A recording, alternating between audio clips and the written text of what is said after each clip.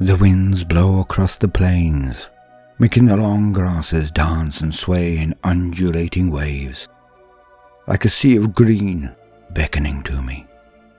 I answer. I walk amongst them, the seas of grass, my hands low and outstretched at my sides. I feel their gentle caress across the palms of my hands. It is the love of the world spirit that I feel through these appendages, its fingers touching mine. We are one. So it has been since our people left the harsh and heady havoc of the days of the Empire. For it was dying, it was decaying, it was falling. But it was not seen by all. The degeneration that would destroy our ancient civilization in one outcry, one raucous bellicose scream of exultation and victory. The birth scream of the being that now hunts our futures, hunts our very souls. She who thirsts, Slanesh. Thus my forebears left that rotting empire and struck out on our own. For they saw the rot setting in, and foresaw its end. We went to the fringes of the galaxy, to worlds that had been terraformed eons ago for this very purpose. But instead of continuing the cycle of pain, of corruption, we put aside our technology, we put away our toys and temptations, and returned to the life that was always meant to be. A simple life, a pure life, a good life. The Exodites are what our scant remaining king call us, Eldari, but not of the craft worlds. We have been on this world, this magnificent place of beauty and serenity, for a score of thousands of years or more. We have grown, we have raised our families, and raised our farms and simple hunter-gatherer lives and patterns. We ride great saurians at time of need. At those times we take out what little technology we have retained for that most unpleasant of activities, war. But scant as this happened. I was told once that a race that looks somewhat like us, the Mon-K, the craft world has called them, for they have better knowledge of these ungainly parodies of our magnificence. They came, but we repulsed them with ease. But that was some generations ago now. My musings blow through my mind like the wind does my hair. I find myself at the highest point of the valley, looking down on our simple yet elegant abodes, place I call home. As I begin to walk down toward it, the holy shrine, the one vestige of our heritage, the great webway gate that stands amidst the buildings, it begins to shine, its runes lighting up in sequence. I have never witnessed this, not in all of my 1,000 years of living. I have been told what it is, what it does, but it was so unimportant to me, having no experience of it, that I must admit I forgot much of what the elder said, forgot the nuances. So as it begins to shine, its glyphs come to full awakening. I stand agog. Many in the village now move from their homes to witness this greatest of oddities, this rarest of all events, for someone is coming. It can be no one but one of our cousins of the craft world elder, so they stand in relaxed bemusement, awaiting the surprise of a visitor from the great expanse of the darkness, of the void, the coldness of space. But it is not so. Something is wrong. The gate does not so much open like a sea, but bursts into life, its center not a clear pool of water, but a rent in space of lambent malevolence. Something is direly wrong. I begin to run toward the village. I need to get my weapons, I know this.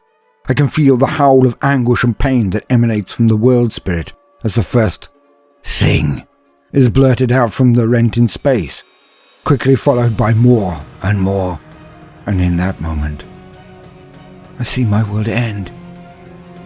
It is the soulless, the slaves of the Ingir, the horror of the past. How?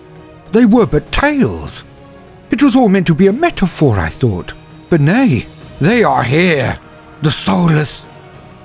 as great rays of energy spring from the extended arms of these metal monsters, these terrors from the dawn of time. I see my people die.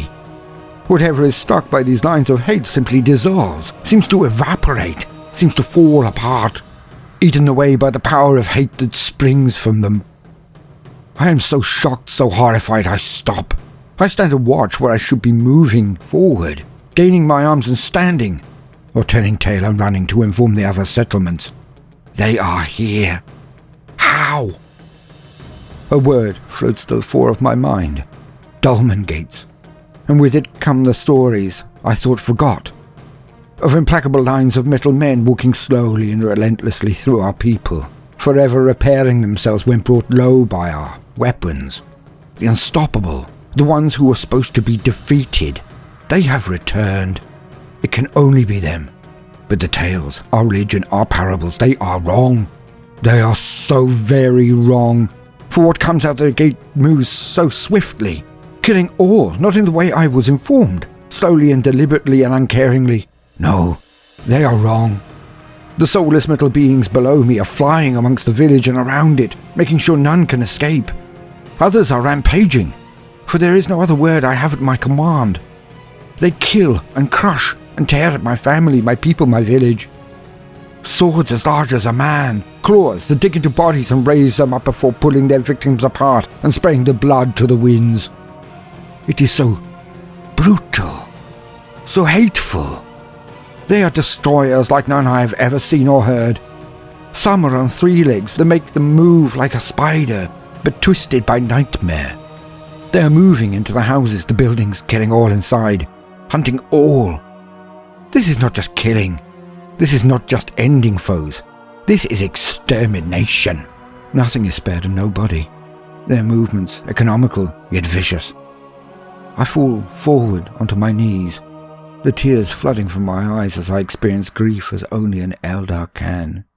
I see one of them appear out of nowhere. It has many arms, and it stares at me. Its blinking green eye, all I can see. And then it shoots. Continued after the lore. Welcome, gentle listener. I'm Baldermort, and I wish to introduce you to the forces, factions, and units of the Warhammer 40k universe. And today, we will be discussing one of the most terrible groups amongst a race of butchers and murderers. A race so filled with hate that they would wipe all life from the galaxy. But even amongst these beings, where compassion and mercy are mere words without reference or bearing for them, even amongst the Necrons, there are those that are so despicable that they are near shunned by their own kind out of fear of the extremes, their atrocities, their twisted goals. For most Necrons would be content to rule over the galaxy again, as pharaohs and kings, with all bowing to their power. But today, we discuss the Necrons of the Destroyer cults.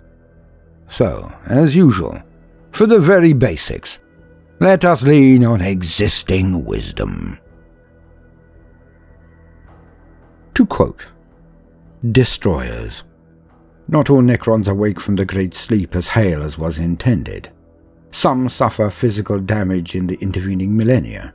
Usually faulty stasis crypts bring on a slow decay that rots the mechanical body and erodes engrammatic pathways. Others become infected by the flare virus and evolve into creatures whose reason is subsumed by a taste for flesh.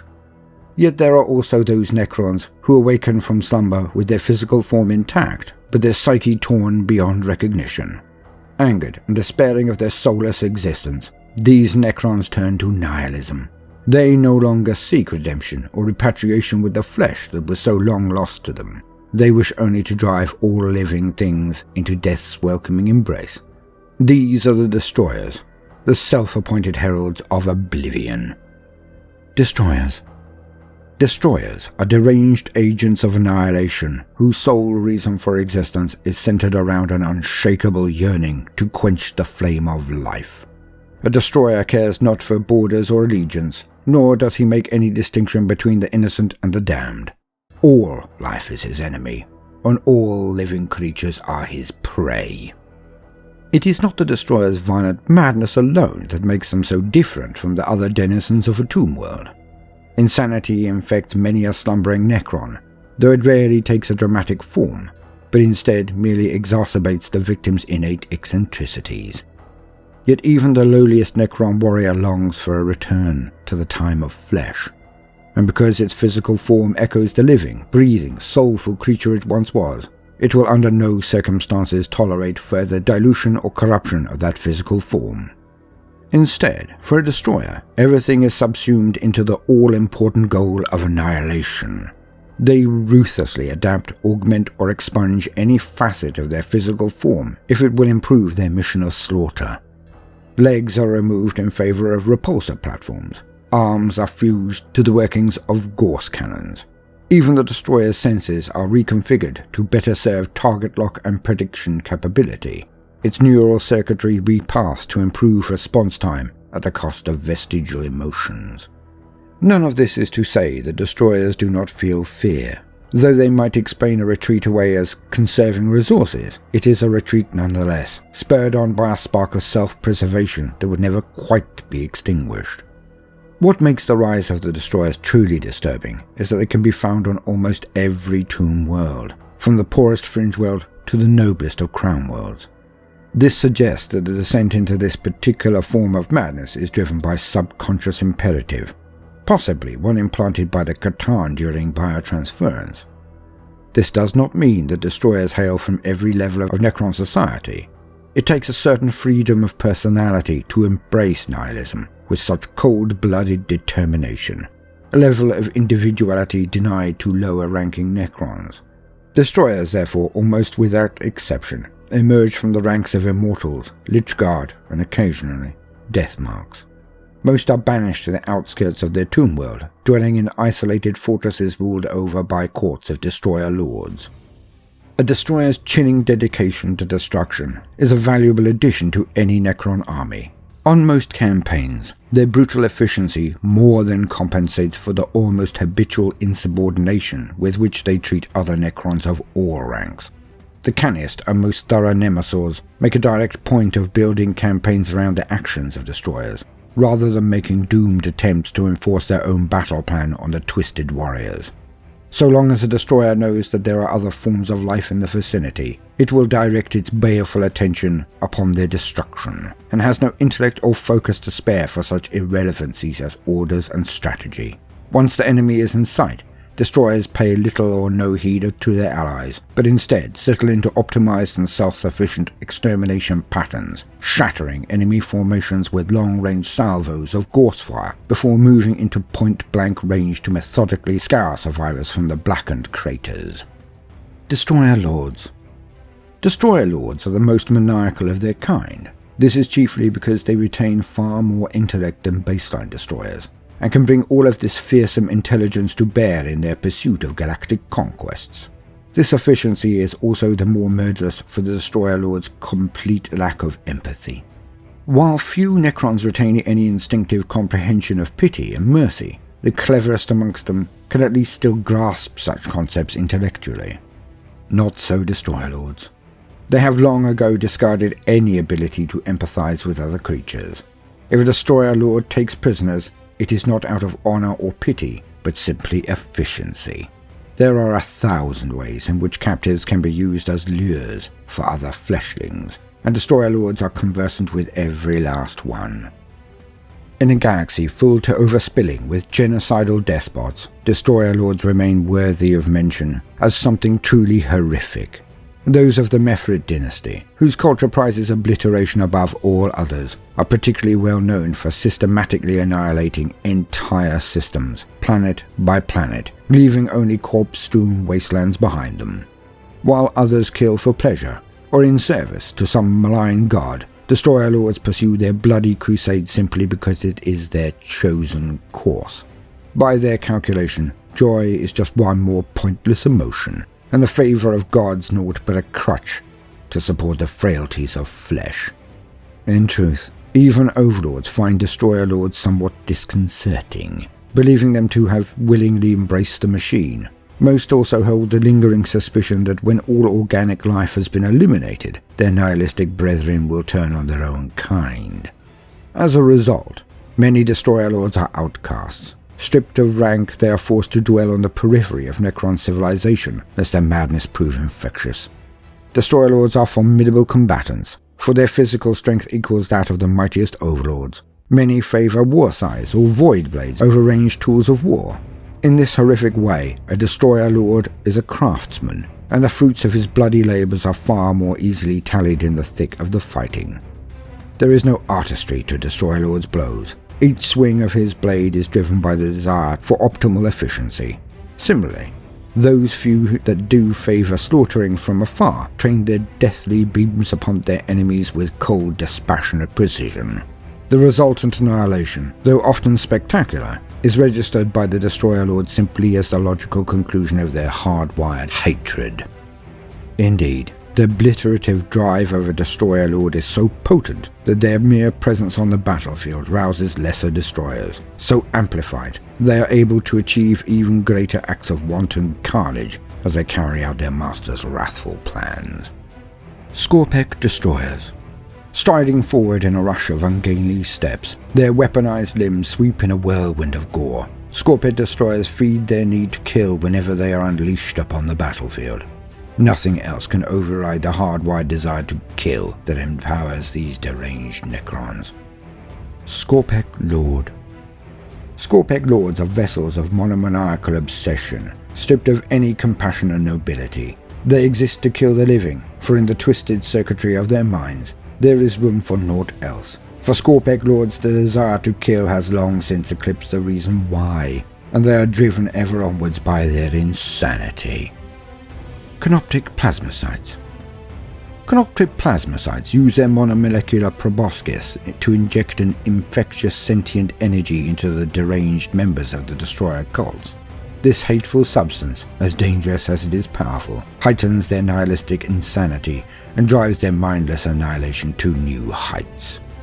End quote. The Destroyers.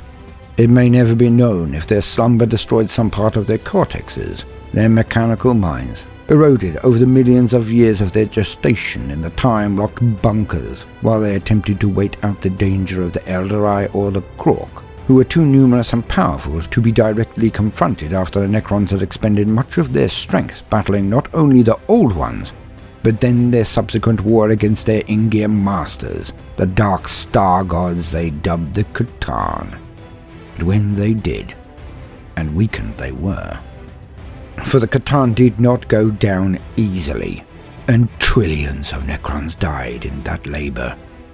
Despite besting even these dark things of terror, their losses had been eye-watering, and the younger races left behind by the Old Ones were in fine fettle and eager for war.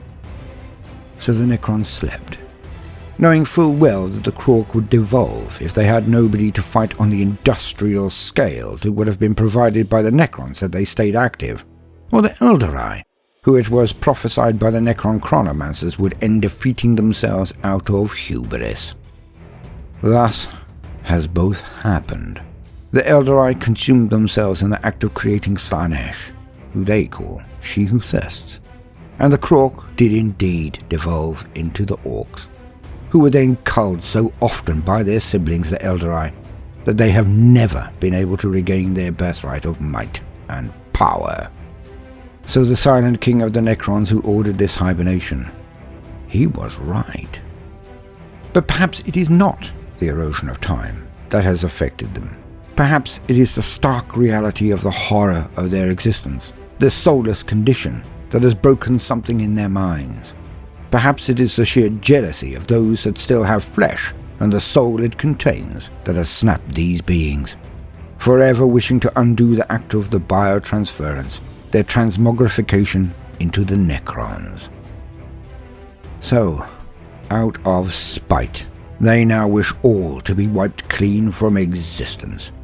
They have far more forms and weapons than ever the Imperium had believed, for the early awakening Tomb Worlds had but the one form of destroyer, those that have replaced the lower half of their bodies with a platform that skims through the air, and arms that are replaced with the gauze weapons of their kind. No. Now the galaxy is seeing greater and greater diversity in form and function in the destroyer cults, with the advent of the Scorpec destroyers and their lords being self-altered to exult in the heady carnage of melee. Their weapons able to carve through power armor as if it were paper, smash and slice through the deepest and densest of defenses as if it were fine china before a rampaging bull. As we have heard, even the Necron Pharaohs and Nemesaurs cannot restrain these things when they have the living in their sights, and there can never be mercy, clemency, pity, or even an end to it, for they are immortal, and they are unrelenting, and their hate can never be sated. Now, they do not even just terrorize the real space worlds of the populace of the Milky Way. Oh no. They are now able to access the webway through the Necron Dolmen gates, and traverse the galaxy as do the Eldar, the Harlequins, or the Drukhari. For now, no craft world, the Black Library itself even, any Exodite world, all are vulnerable to their campaign of extermination. Even the denizens of the dark city of Kormorah. Even they are not safe from the war without end, the blades and blasts of the destroyers. And if all else is destroyed, all life finally scoured from the galaxy, then they may well just turn on their brethren Necrons, and then, when even they are gone, perhaps each other. For if the galaxy is not consumed by the great devourer, the Tyranids, then its fate may be to be a grave with only one last being remaining. And that being may well be the last of the destroyers, the slayer of all of the remainder of their own kind.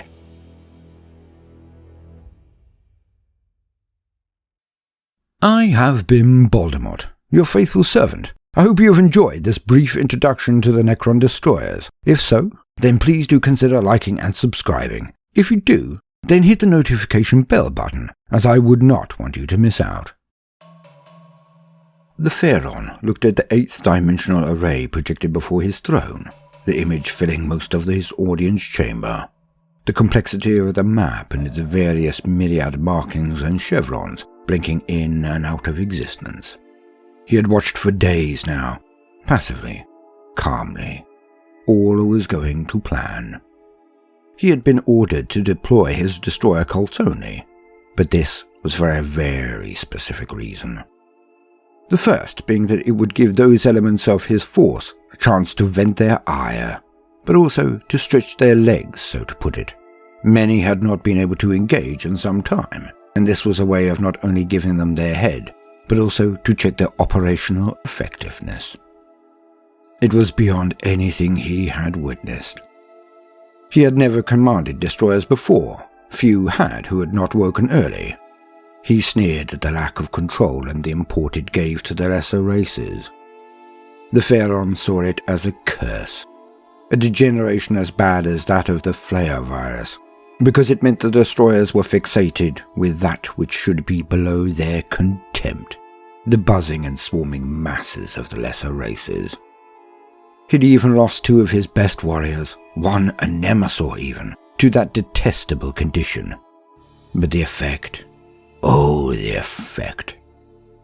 They were like a whirlwind of annihilation that whipped around one planet after another in this system, scouring each of every last living being. He had even witnessed them hunting cattle, even those who could never bear arms or stand in the way of the new Necron hegemony. Pathetic. His underlings wondered why he had not deployed his vast array of warriors and weapons, and despite how aggressive and effective the destroyers were, that they tarried above the planets of this system, twiddling their thumbs while the destroyers went about their bloody business. It was simple, and it was working. When the 3rd planet was attacked, then webway gates opened and Eldar warriors of the craft worlds appeared to do battle with the destroyers across the 3 continents.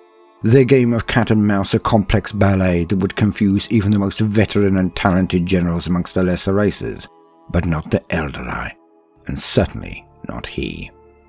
The Nemesaur who had fallen to the cult was leading with viciousness and cunning, outplaying the Eldari on most fields, outfoxing and outmaneuvering them endlessly. But they were not then caught in traps, as others would be, for the Eldari were nothing if not swift in their redeployment. As the confrontation raged, the shifting of his remaining Nemesaurs were regular and tedious. They did not know, nor would he enlighten them, for he had been instructed by his overlord to draw as many forces of the Eldari here as possible, to elongate any confrontation and drain their scant forces. So he bled them. And it was working perfectly. As more and more of them arrived, he could end it in moments, could bring his fleet around the dark side of the moon where they skulked, and cover the planet with his men. But that would prove to the children of the Old Ones that they simply could not win. Hence they would do what they do now. They would flee to harbour their strength, for they were now a pathetic shadow of their strength of old, teetering on the very precipice of extinction. For all its issues, the plague of the destroyer cults not being the least, the goals of the Great Sleep had been achieved. The Krork, though still numerous, were now laughable. The Eldari, a spent force. Only these new things, those that looked like a cheap imitation of Eldari, only they really posed any threat. He watched on as more Webway Gate activity spiked, and the green-clad warriors of the Eldari arrived in greater numbers still. He nodded in contentment. He would be lauded mightily for his patience and restraint, for each and every Eldari warrior, weapon and ordnance that was here could not, be brought to bear on the coming confrontation at a green and lush planet elsewhere in the galaxy. Oh, how the Eldari would howl with fury when they discerned the hoax. But then, every dead Eldar anywhere in the galaxy was an effort worthy of the making. Now, no matter what you do today, do try to make some time for fun. Toodaloo.